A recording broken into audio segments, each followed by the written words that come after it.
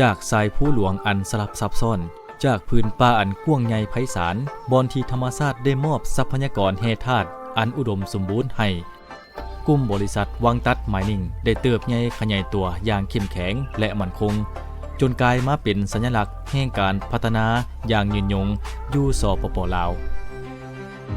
บริษัทวังตัดไมนิ่งกรุ๊ปเส้นทาง20 ปีแห่งการพัฒนาอุตสาหกรรมบ่อแฮอย่างยืนยงตลอดระยะเวลา20 ปีแห่งการเติบใหญ่ของกลุ่มบริษัทแม้หนึ่งเรื่องราวที่แสดงให้เห็นถึงการร่วมมือและการพัฒนาโดยเริ่มต้นจากบริษัทหุ้นส่วนเวียดลาวกลุ่มบริษัทนี้ได้มีการพัฒนาและการขยายตัวอย่างบ่หยุดยั้งจนกลายมาเป็นหนึ่งในวิสาหกิจชั้นนำอยู่สปป.ลาวในปี 2003 บริษัทหุ้นส่วนเวียดลาวได้ถูกสร้างตั้งขึ้นที่เมืองงอกห้วยแขวงกอนตุ้มสส.เวียดนามและปี 2009 ได้ขยายการร่วมมือเข้าสู่นครหลวงเวียงจันทน์โดยได้เซ็นสัญญาร่วมมือกับคณะคุ้มครองกองทุนศูนย์กลางพรรคเพื่อดำเนินเวียกงานการซอกค้นและสำรวจแร่ธาตุต่อมาในปี 2018 ได้เปลี่ยนชื่อมาเป็นบริษัทวังตัดขุดค้นบ่อแฮจำกัดโดยการร่วมทุนจากบรรดาผู้ถือหุ้นชาวลาวและเวียดนามในปี 2022 ได้สร้างตั้งกลุ่มบริษัทวังตัดไมนิ่งกรุ๊ปโดยมีเนื้อที่สำรวจทั้งหมด 473.1 กิโลตารเมตรและเนื้อที่ขุดค้น 18 กิโลตารเมตรซึ่งประกอบมี 4 บริษัทในเครือตลอดระยะเวลา 2 ทศวรรษเป็นระยะทางอันแสนยาวไกลที่เต็มไปด้วยสิ่งท้าทายและเกียรติยศบริษัทวังตัดไมนิ่งกรุ๊ปได้มีความบุกบืนอดทนผ่านพาทุกอุปสรรคเพื่อพิสูจน์ยั่งยืนถึงการเป็นหนึ่งในแถวหน้าของวิสาหกิจขุดค้นบ่อแฮในลาวปัจจุบันบริษัทวังตัดไมนิ่งกรุ๊ปประกอบมี 4 บริษัทสมาชิกในเครือคือ 1. บริษัทบ่อคำวังตัดจำกัดผู้เดียว 2. บริษัทวังตัดสำรวจแร่ธาตุจำกัด 3. บริษัทบ่อทองดักจึงจำกัดผู้เดียว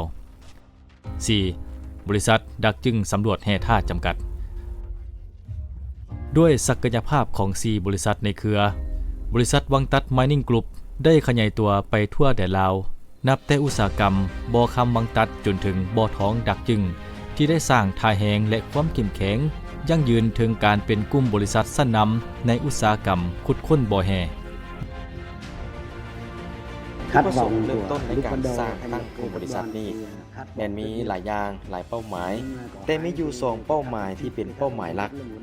อันที่1เป็นอยากนำเอาทรัพยากรแร่ธาตุหันมาเป็นท่าแฮงในการพัฒนาเศรษฐกิจอันที่2เป็นอยากเสริมสร้างหัดแน่นความสามัคคีมิตรภาพระหว่างวิสาหกิจลาวและเวียดนามผ่านมา20 ปีพวกเขาเห็นว่าการเติบใหญ่ของกลุ่มบริษัทนี้แม่นเกิดมาจากความกล้าหาญและความตัดสินใจสูงพวกเขาได้สร้างกลุ่มบริษัทที่ยิ่งใหญ่แห่งนี้ด้วยงบประมาณการลงทุนที่สูงถึง$250 ล้าน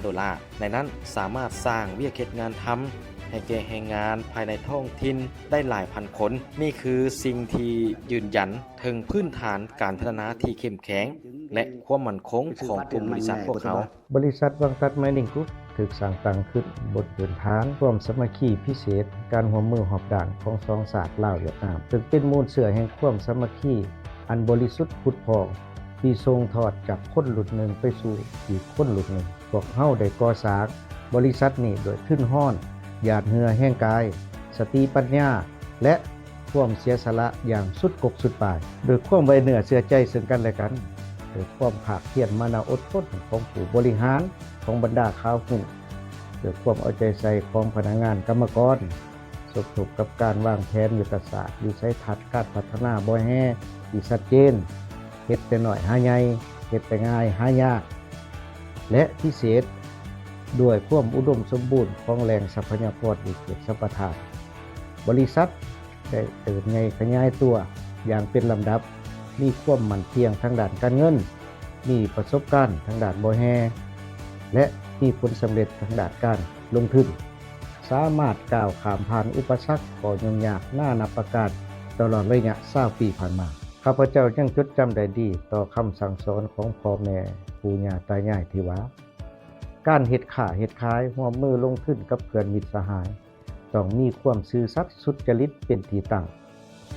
มีความมานะอดทนเป็นที่พึ่งพาอาศัย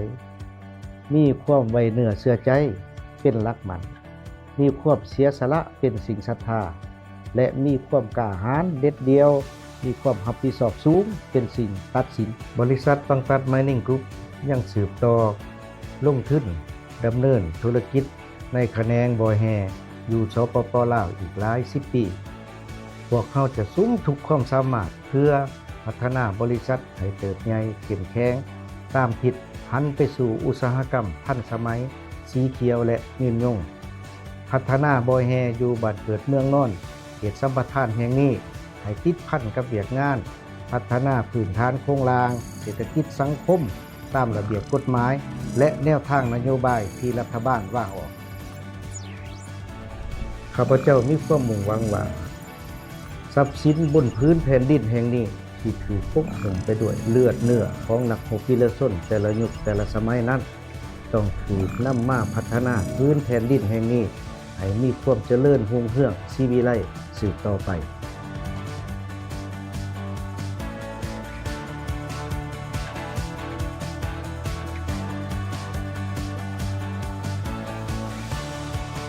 ด้วยพื้นที่สำรวจ 473.1 กิโลตารางเมตรและเนื้อที่ขุดค้น 18 กิโลตารางเมตรอันเป็นส่วนสำคัญในการตอบสนองต่อการพัฒนาเศรษฐกิจสังคมของสปป.ลาวกลุ่มบริษัทสุมงบประมาณลงทุนถึง$250 ล้านเข้าในเวียกงานการสำรวจการขุดค้นและการปรุงแต่งแร่ธาตุลงทุนเข้าในการพัฒนาพื้นฐานโครงสร้างก่อสร้างเส้นทางเข้าพื้นที่บ่อยาว75 กิโลเมตรก่อสร้างระบบตาข่ายไฟฟ้า35 กิโลโวลต์สร้างระบบห้องการที่พักอาศัยสางเก็บเงียนสินค้าและโรงงานปรุงแต่งแร่ธาตุ3 แห่ง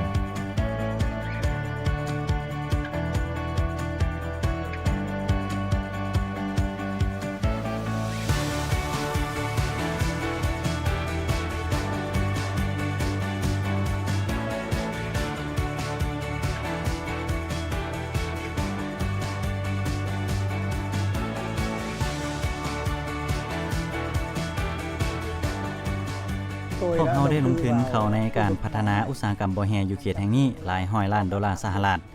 โดยเน้นหนักการพัฒนาพื้นฐานโครงสร้างมีระบบไฟฟ้าเส้นทางคมนาคม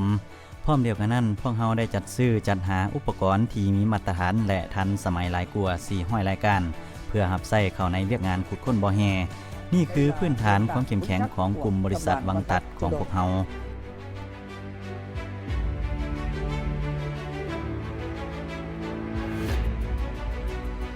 ด้วยวิสัยทัศน์อันกว้างไกลและการเติบใหญ่ขยายตัวอย่างต่อเนื่องบริษัทวังตัด Mining Group ได้ลงทุนอย่างมหาศาลต่อกับอุปกรณ์เทคนิคที่ทันสมัยเพื่อรับใช้เข้าในเวียกงานการขุดค้นนับแต่จักเจาะจักตักจักขุดขนาดใหญ่และอุปกรณ์ควบคุมที่ทันสมัยสอดประสานอย่างกลมเกลียวเฮ็ดให้การดำเนินเวียกงานได้รับประสิทธิภาพสูงสุดในเวียกงานสำรวจกลุ่มบริษัทได้สำเร็จการสำรวจและสร้างพื้นที่ทางด้านธรณีศาสตร์มาตราส่วน1 ต่อ 2,000 ในเนื้อที่473.1 กิโลตารางเมตรสำรวจขั้นละเอียดมาตราส่วน1 ต่อ 2,000 อยู่เขตพื้นที่บ่อคำวังตัด18 กิโลตารางเมตรและเขตพื้นที่ดักจึง5 กิโลตารางเมตรในปี 2017 บริษัทได้ร่วมมือกับบริษัทระดับสากล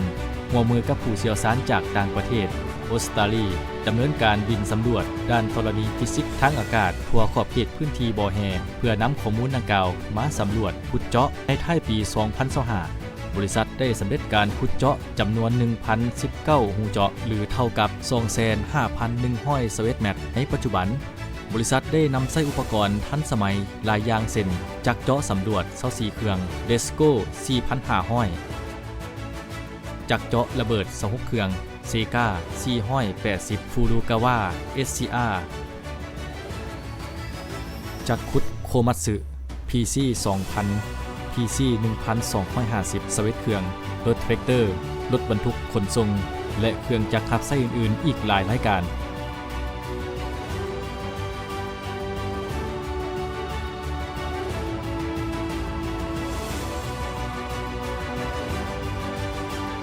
เคียงคู่กับเวียกงานการขุดค้นบ่อแฮบริษัท ยังได้ลงทุนติดตั้งระบบเรดาร์เตือนภัยติดตามการเคลื่อนไหวเวียกงานต่างๆอยู่ภาคสนามรับประกันความปลอดภัยสูงสุดให้แก่ชีวิตและทรัพย์สินของพนักงานทุกๆคนที่พร้อมปฏิบัติหน้าที่ทุกๆขั้นตอนของแต่ละหน้าเวียกแม้นมีการบริหารจัดการอย่างเป็นระบบมีการกวดกาอย่างเข้มงวดด้วยท่าแหงจากเทคโนโลยีที่ทันสมัยผลักดันให้บริษัทวังตัด Mining Group ยกระดับขีดความสามารถของการขุดค้นเพื่อยั่งยืนถึงการเป็นผู้นำในแขนงการอุตสาหกรรมบ่อแฮด้วยทีมงานบุคลากรที่มีประสบการณ์สูงประกอบกับอุปกรณ์รับใช้ที่ทันสมัยกลุ่มบริษัทจึงสามารถบรรลุมรรคผลได้ตามเป้าหมาย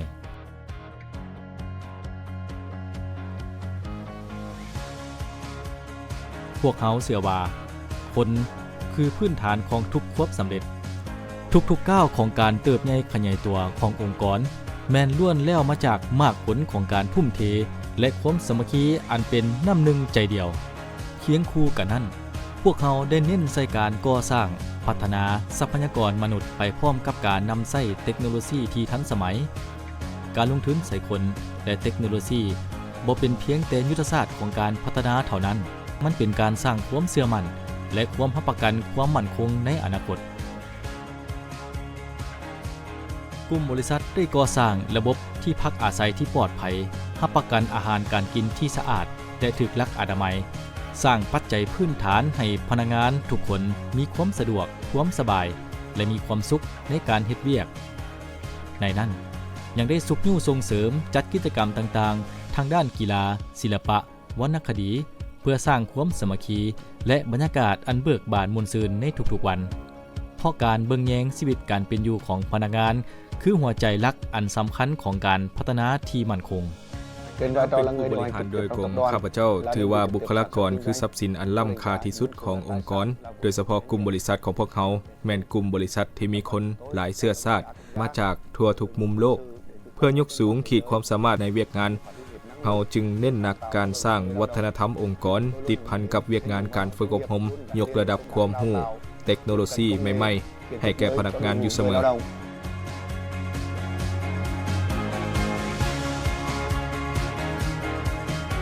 ด้วยความมุ่งมั่นที่ก้าวขึ้นบริษัทวังตัด Mining Group ยังได้สืบต่อพัฒนาสิ่งใหม่ๆโดยนำใช้ท่าแห่งทรัพยากรอันบ่มซ่อนจากพื้นแผ่นดินแห่งนี้ให้มีความยืนยงกลุ่มบริษัทได้สร้างตั้งโรงงานปรุงแต่งแห่คำที่นำใช้เทคโนโลยีเข้าในการสกัดและการแยกด้วยแม่เหล็กไฟฟ้าอันทันสมัยนำใช้เทคโนโลยีที่ก้าวหน้าได้อย่างมีประสิทธิภาพรับประกันความปลอดภัยและมีการพัฒนาอย่างต่อเนื่อง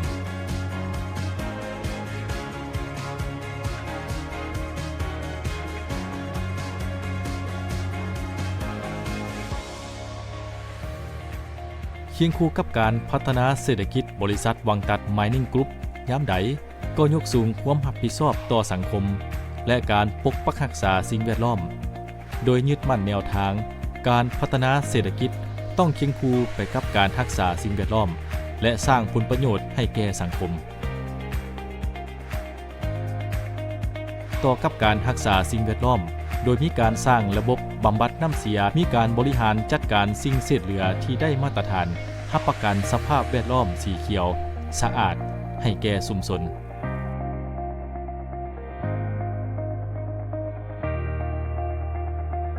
พวกเขามีส่วนร่วมอย่างห้าวหันในกิจกรรมการปลูกต้นไม้การฟื้นฟู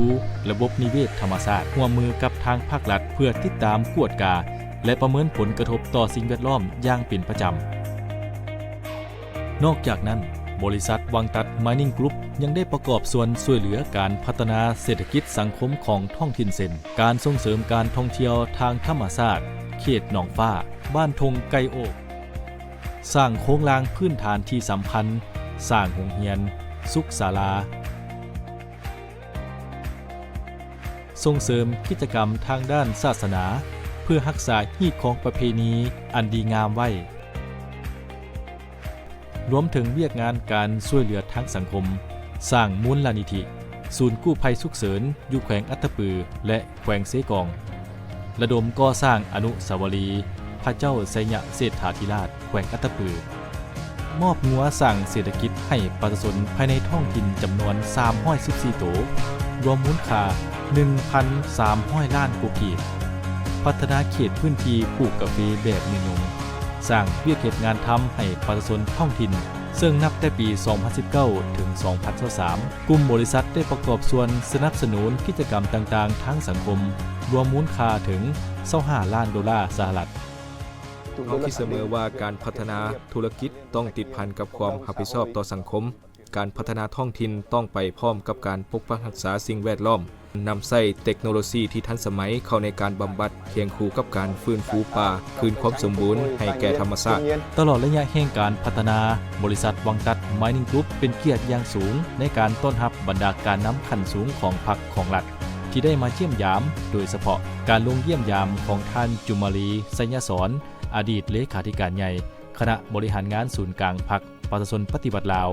อดีตประธานประเทศแห่งสปป.ลาวท่านไสสมพรพรหมวิหารประธานสภาแห่งชาติท่านสอนไสศรีพันดอน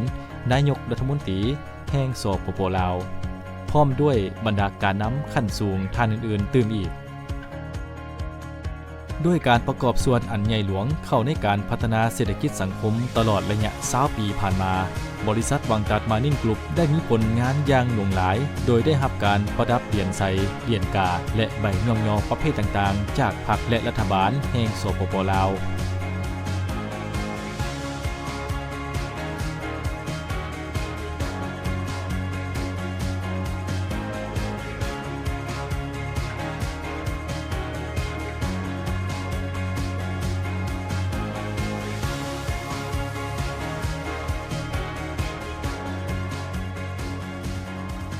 การอุทิศตนของบริษัททั้งหมดนั้น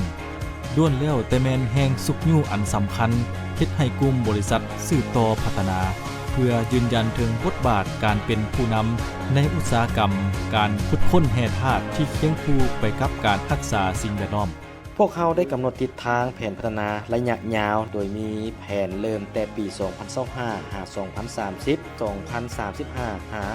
2040 โดยนำใช้ทางแห่งพื้นฐานที่มีอยู่ในปัจจุบันพร้อมที่จะร่วมแรงร่วมใจกันสร้างให้กลุ่มบริษัทแห่งนี้เติบใหญ่ไปอย่างเข้มแข็งเพื่อนำผลประโยชน์มาสู่การพัฒนาเศรษฐกิจก็คือการประกอบส่วนสร้างสาธารณประเทศชาติ